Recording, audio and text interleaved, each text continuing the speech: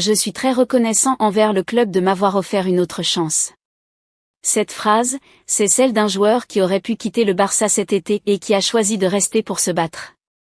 On commence par lui aujourd'hui, parce que son histoire dit beaucoup de ce Barça version 2026 à 2027, une équipe qui donne des secondes chances, mais qui n'en donnera pas éternellement. Ensuite, direction la défense, où un gamin de 19 ans est revenu de Coupe du Monde avec une étiquette qu'on ne lui retirera plus jamais, champion du monde. Niveau attaque, en revanche, la tendance est à la fermeture de porte plutôt qu'à l'ouverture. Un attaquant convoité depuis des mois vient d'apprendre que le Barça ne fera pas le chèque demandé 100 millions, ça ne passe pas pour un joueur qui n'a même pas encore connu les Bleus. Et pour terminer, un ado brésilien de 16 ans à peine, que la moitié de l'Europe se dispute déjà sauf que son club a décidé de faire durer le suspense, et les prix grimpent chaque semaine un peu plus. Like, abonnement, et on démarre avec l'histoire de Christensen.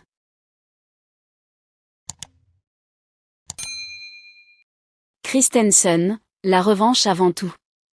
1 an et demi de galère, des blessures à répétition, un rôle réduit à peau de chagrin dans l'effectif barcelonais. Et pourtant, cet été, Andreas Christensen a prolongé jusqu'en 2028.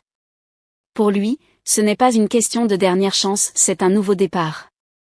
Actuellement en stage de préparation avec le Barça au Royaume-Uni, où Flick a réuni l'essentiel de l'équipe première plus pas moins de 17 jeunes de la Masia venus tenter leur chance, le défenseur danois s'est confié à Sport sur cette période charnière de sa carrière.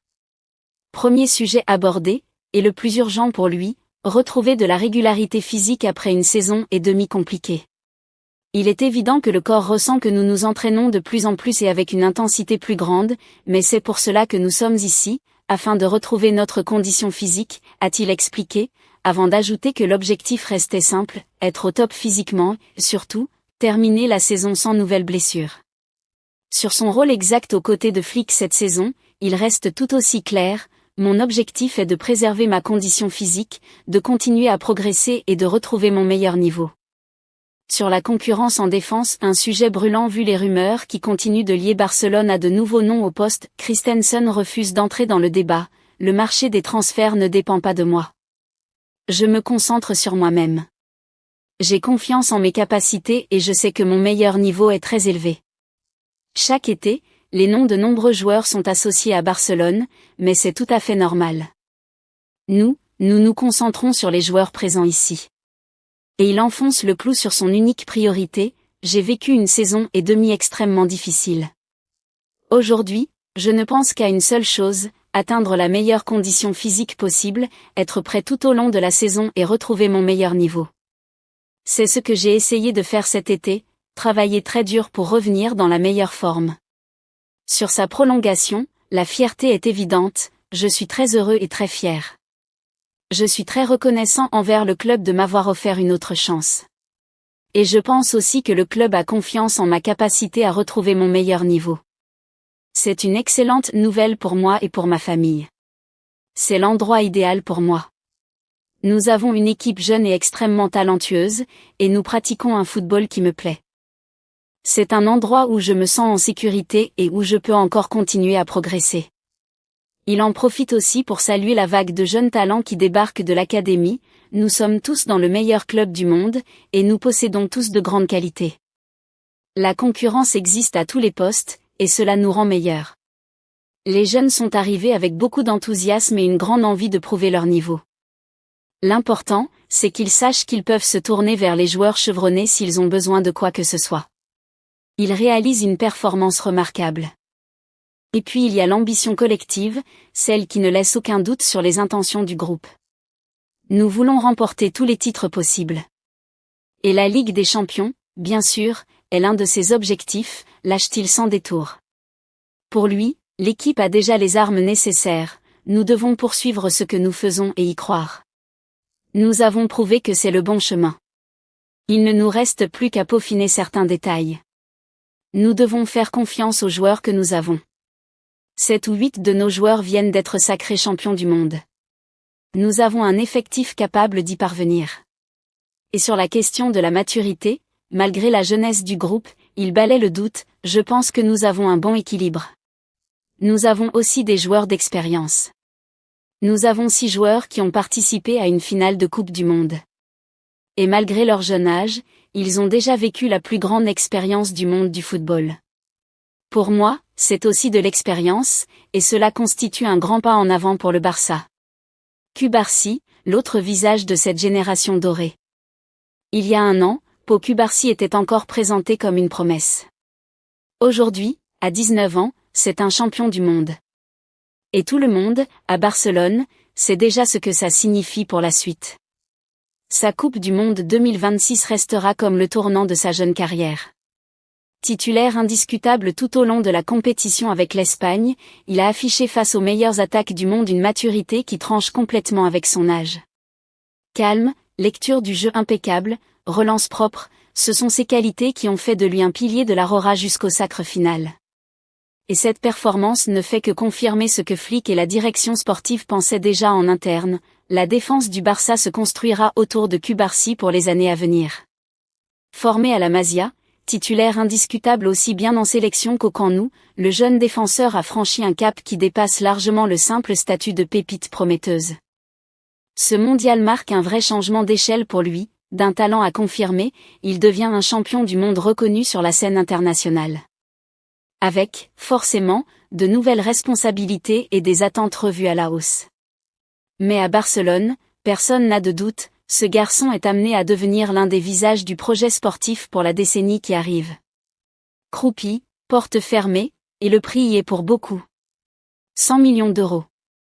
C'est la somme que Bournemouth réclamerait pour Eli Junior Croupi. Et c'est précisément ce montant qui vient de faire tomber le rideau sur ce dossier côté Barça. Le club catalan continue pourtant de réfléchir sérieusement à la succession de Lewandowski, et toutes les pistes ne se valent pas aux yeux de la direction sportive. Croupi en faisait partie, jeune attaquant français suivi depuis plusieurs mois, remarqué pour sa progression en Premier League sous les couleurs de Bournemouth. À seulement 20 ans, il sort d'une saison à 13 buts en championnat, un an après son retour de prêt à Lorient. De quoi taper dans l'œil des recruteurs blaugrana, toujours en quête d'un futur numéro 9. Sauf que pour Barcelone, l'équation ne tient tout simplement pas. Selon Mundo Deportivo, le prix demandé par Bournemouth est jugé totalement disproportionné en interne. La logique du club est claire, un investissement pareil ne peut se justifier que pour un joueur déjà installé parmi les références mondiales. Les dirigeants rappellent d'ailleurs qu'ils étaient prêts à mettre une somme comparable sur la table pour Julián Alvarez, considéré lui comme une valeur sûre. Croupi, aussi prometteur soit-il, n'a pas encore ce statut. Il n'a même pas connu sa première sélection avec l'équipe de France A. Alors, admiratif mais réaliste, le Barça préfère refermer ce dossier plutôt que de céder aux exigences financières anglaises fidèles à la ligne de conduite affichée sur l'ensemble de ce mercato. Eduardo Conceição, une pépite de 16 ans, et déjà 5 cadors à ses trousses. 16 ans, et déjà les plus grands clubs d'Europe qui se bousculent. Le nom d'Eduardo Conceição revient de plus en plus souvent dans les couloirs du Barça ces derniers jours, sauf que Palmeiras, son club, n'a clairement aucune intention de le laisser filer facilement. Considéré comme l'un des plus grands espoirs du club brésilien, le jeune ailier figure depuis plusieurs mois sur les tablettes de nombreux cadors européens, selon Mundo Deportivo.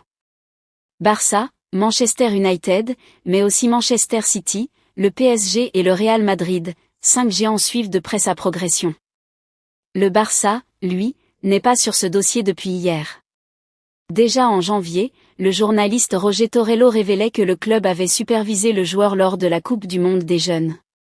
Son profil plaisait beaucoup en interne, même si la priorité, à l'époque, restait de réserver un gros investissement à un attaquant plus expérimenté. Depuis, la situation a évolué, Conceição a prolongé son contrat avec Palmeiras jusqu'en 2029. Et malgré les discussions évoquées avec Barcelone, Manchester United et Manchester City, le club brésilien ne compte pas ouvrir la porte dans l'immédiat. Il faut dire que les chiffres ont explosé, d'après Globo Esport, Palmeiras valorisait initialement son jeune talent autour de 25 millions d'euros, plus 15 millions de bonus. Aujourd'hui, la direction veut le voir s'installer durablement en équipe première avant d'envisager la moindre vente et ne descendra pas sous les 50 millions d'euros. Le club paulista s'appuie sur des précédents qui parlent d'eux-mêmes, les transferts d'Endrick vers le Real Madrid et d'Estevao vers Chelsea. Des offres entre 20 et 25 millions auraient déjà été repoussées, tout comme 2 propositions venues du groupe Red Bull. Un signal clair, Palmeiras compte bien faire grimper encore la valeur de sa pépite avant de céder quoi que ce soit. C'est tout pour cette vidéo, merci de l'avoir suivi jusqu'ici. Christensen qui veut sa revanche, Cubarsí déjà champion du monde à 19 ans, Croupi écarté faute d'accord financier, ce Barça nouvelle génération, il vous inspire confiance pour la saison qui arrive, ou il manque encore quelque chose? Dites-moi tout en commentaire. Abonnez-vous si c'est pas déjà fait, et à très bientôt pour la suite.